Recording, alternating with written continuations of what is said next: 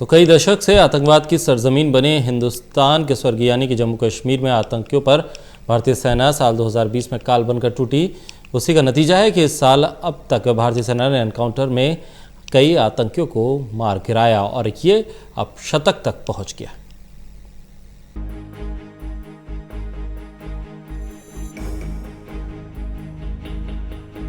भारत को चारों ओर से अपने दुश्मनों पर नजर रखनी होती है, क्योंकि जहां एक तरफ चीन ने हमारे साथ गद्दारी की है तो वहीं लगातार पाकिस्तान की ओर से आतंकवादियों की बड़ी खेप भेजी जा रही है जो लगातार सेना के रडार पर हैं। बीते पिछले 24 घंटों में 2 ऑपरेशन से हमने 8 आतंकवादी मार गिराए। मस्जिद के साथ में जहां सेना ने 3 आतंकवादी मारे, वहीं सुरक्षा बलों ने ये सुनिश्चित किया कि मस्जिद को कोई नुकसान ना हो। साथ ही सेना की तरफ से ये बताया गया कि हर ऑपरेशन के साथ हम शांति के रास्ते पर आगे बढ़ रहे हैं। जीओसी 15 कॉर्प्स के लेफ्टिनेंट जनरल बगावली सोमशेखर राजू ने प्रेस कॉन्फ्रेंस की, जिसमें उन्होंने खुलासा किया कि अब तक कितने आतंकवादियों का खात्मा सेना की ओर से किया गया है। बीएस राजू ने कहा कि आतंकवादी तंजीमों के रैंक में 49 नए भर्तियों में से 27 को निष्प्रभावी कर दिया गया है। इन लड़कों को खत्म करने में हमें कोई आनंद नहीं मिलता है, लेकिन अगर कोई हथियार उठाता है और दूसरों को नुकसान पहुंचाता है तो हम वही करेंगे जो हम कर रहे हैं।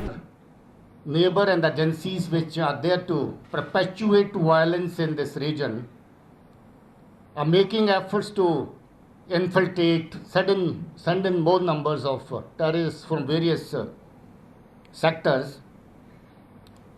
We have been adequately responding to that threat. You are aware of Keren sector where 5 of them were neutralized. Recently you know of Nowshera sector in Rajouri where 3+1, 4 of them were neutralized. And you also know a group of terrorists which came from IED and was subsequently neutralized at Nagrota, Jammu. So our highway grids, our border grids are fully alert. We are in position to take care of any emerging challenge anywhere. And we would definitely be on the side of our people. They've been very cooperative. They have extended all kinds of cooperation. It gives me immense pleasure to say that the last full year and about 5.5 months of this year have been one of the most peaceful months that we had in terms of handling law and order in general and the land order situations around the operation sites. That has happened only because people are cooperating. I would also like to compliment our youth. Raju ने कहा, मैं कश्मीर के आवाम की सराहना करता हूं क्योंकि वो शांति में विश्वास कर रहे हैं और ये उनका विश्वास है जो इन सफल अभियानों के लिए अग्रणी है। मुझे यकीन है कि अगले कुछ महीनों के अंत में वो इस प्रक्रिया को आगे बढ़ाने में सक्षम होंगे। जीओसी 15 कॉर्प्स ने लद्दाख की स्थिति पर राजू ने कहा कि वहां 14 कॉर्प्स ऑपरेशन को देख रही है। जैसा कि उन्हें जानकारी मिली है, वहां स्थिति सामान्य है और जो भी करने की जरूरत होगी वो करने में सेना सक्षम है। The parents,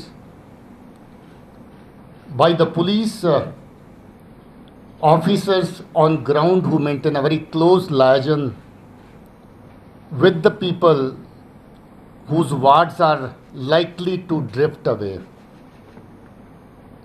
We take many preemptive actions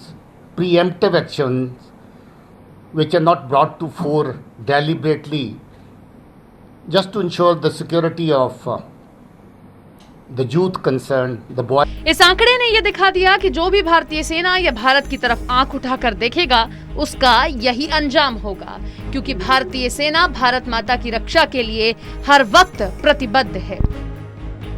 national desk, total news.